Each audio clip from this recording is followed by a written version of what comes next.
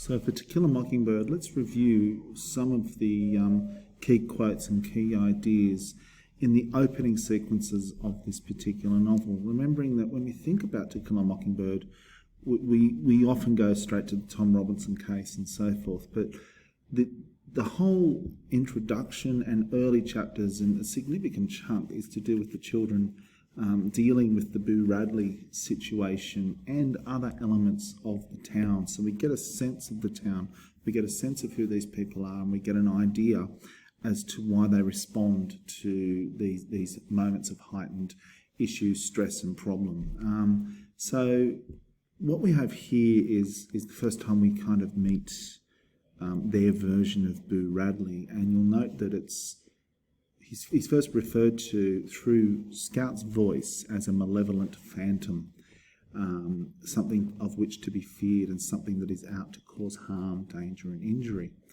And the reason why, as we think about the language here, the reason why it's like that is because Scout's reminding us, or at least Scout as a narrator is reminding us, the influence that the town had on her way of thinking, which leads to a prejudiced reading of who Boo Radley actually is.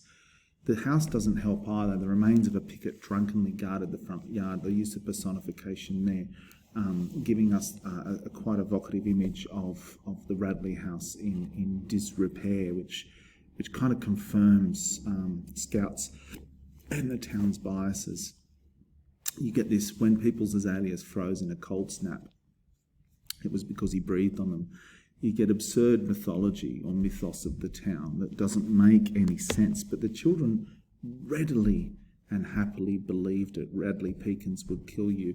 This sort of description of how the Radleys are seen because of Boo is problematic, because it reminds us that the town's very quick to allow gossip in and truth out in that way. It's not an issue that for many of us we would see as good, but unfortunately it's the way of things.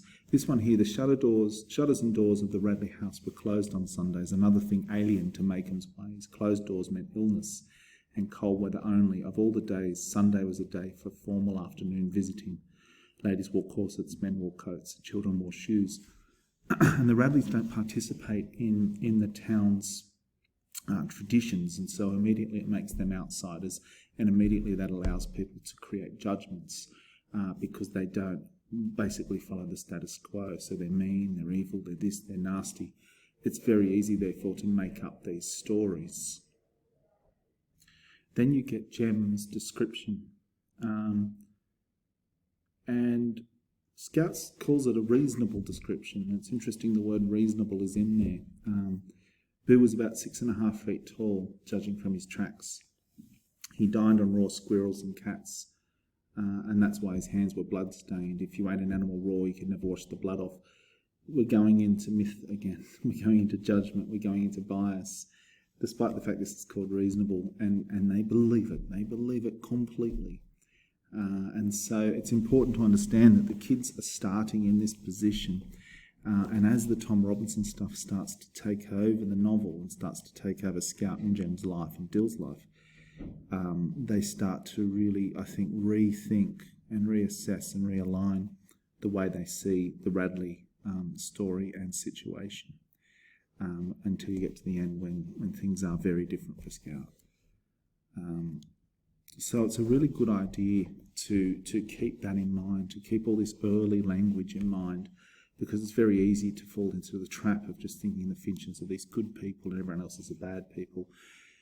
Scout and Jem are just as human and childlike as anyone else, with mistakes and so forth. And it's Atticus's lessons here that help her out. First of all, he said, if you can learn a simple trick, Scout, you'll get along better with kind of folks, until you climb into skin and walk around in it.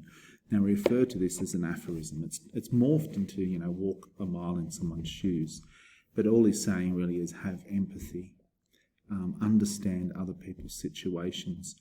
And this refers, of course, to everyone in the town, not just the Radleys, not just the Yules and so forth. It's interesting, though, that Atticus still is very judgmental about the Yules, and he talks about how better they are than the Yules in that way. Then you have other people talking about this person, and Miss Maud is an example of kind of a female voice, like Atticus's male voice of decency and so forth. Miss Maudie's benevolence extended to Jem and so forth. It goes on, and she does something that Atticus does later. We don't call him Boo, we call him Arthur. That's his name. Okay, his name's Arthur, and the children actually correct their language there. And there's an example that Mr. Arthur's still alive. What a morbid question, but I suppose it's a morbid subject. So Miss Maudie is another voice of reason in this town, and there's very few of them. So there's two voices of reason reminding us that quick judgment and prejudice is a serious and concerning issue.